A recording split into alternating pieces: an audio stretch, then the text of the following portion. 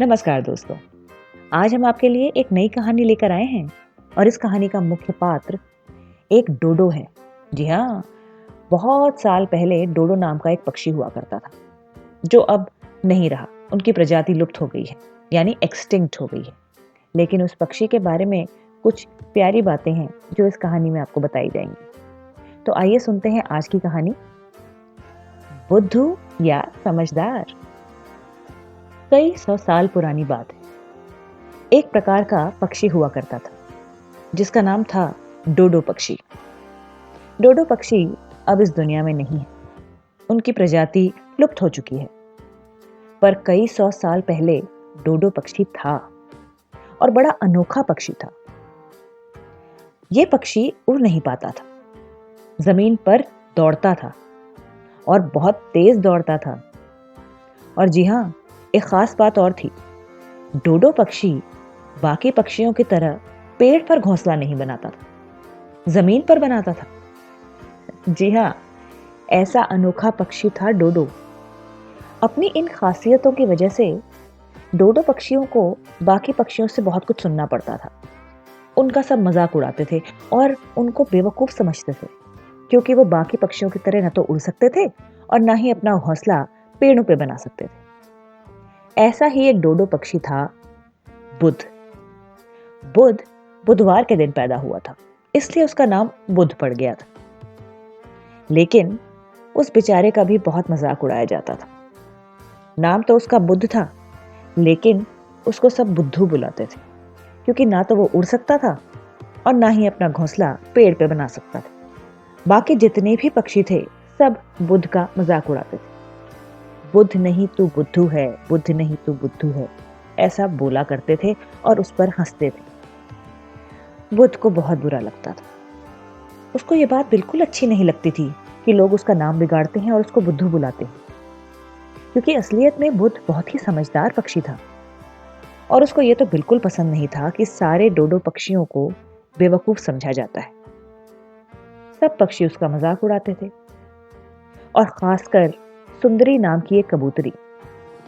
सुंदरी जैसा नाम था वैसे ही सुंदर भी थी। सफेद रंग की कबूतरी सुंदरी को अपने रूप पर बड़ा घमंड था और वो सबसे ज्यादा बुध का मजाक उड़ाती थी। बुध को बुद्धू नाम भी उसी ने दिया था और उसका साथ देता था कानिया कौवा, जो हर वक्त बुध को बुद्धू बुद्धू बुद्धू करके चिढ़ाया करता था। आसपास और भी पक्षी थे, जैसे कि गौरैया। लेकिन गौरैया इतनी बुरी नहीं थी। हाँ, इतना जरूर है कि गौरैया अपने काम से काम रखती थी, वो ज्यादा किसी से बात नहीं करती थी, इसलिए बुध को अच्छा नहीं लगता था। वो एक बहुत ही समझदार और मिलनसार पक्षी था, लेकिन उसके ज्यादा दोस्त नहीं थे, क्योंकि सब लोग तो उसका मजाक उड़ाते थे।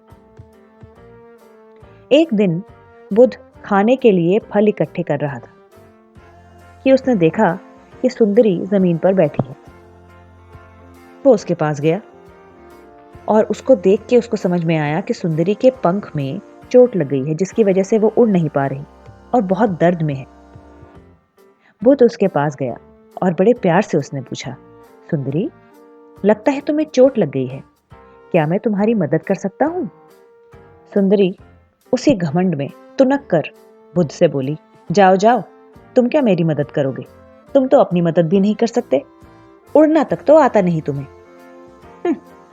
यह सुनकर बुध को बहुत बुरा लगा, लेकिन बड़ी नरमी से उसने कहा, हाँ, ये बात तो सच है कि मैं उड़ नहीं सकता, लेकिन इस समय तो तुम भी नहीं उड़ सकती हो, तो क्या मैं ये कहूं कि तुम भी बुद्धू हो? बुध की बात सुनकर सुंदरी चौंक गई। उसको समझ में आया कि उसके शब्द कितने बुरे थे। उसको इस बात का एहसास हुआ कि उसने कितना बुरा बर्ताव किया है। झेंपते हुए सुंदरी ने बुध से कहा, बुध, मुझे माफ करो। मुझे समझ में आ गया कि मैंने तुमसे कितनी बुरी तरह बात करी, और इसके बावजूद तुम मेरी मदद करने को तैयार हो। तुम बहुत अच्छे हो बुध, और मैंने बहुत बुरी तरह व्यवहार किया है। मुझे इसके लिए माफ करो और मेरे साथ दोस्ती करो। आगे से मैं कभी तुम्हारा मजाक नहीं उड़ाऊंगी। बुध ने मुस्कुराकर सुंदरी से कहा, हाँ हाँ सुंदरी, कोई बात नहीं, तुम्हें अपनी गलती का एहसास हुआ, यही बड़ी बात है। आओ, तुम उड़ नहीं सकती तो क्या हुआ, मैं तुम्हारा नया दोस्त तुमको दौड़ना सिखाता हूँ। बुद्ध और सुंदरी पक्के दोस्त बन गए। एक साथ दौड़ लगाया करते थे। और हाँ, अगर गलती से कानिया कौआ बुद्ध को बुद्धू बुला देता तो बुद्ध तो बाद में सबसे पहले सुंदरी उसके कान काटने चली जाती थी। तो कैसी लगी आपको आज की कहानी? हमें बताइएगा अपने कमेंट्स के द्वारा। लाइक, सब्सक्राइब और बेल आइकन, इन तीनों को दबाना न भूलें। अगली कहानी तक अपना ख्याल रखिए। नमस्कार।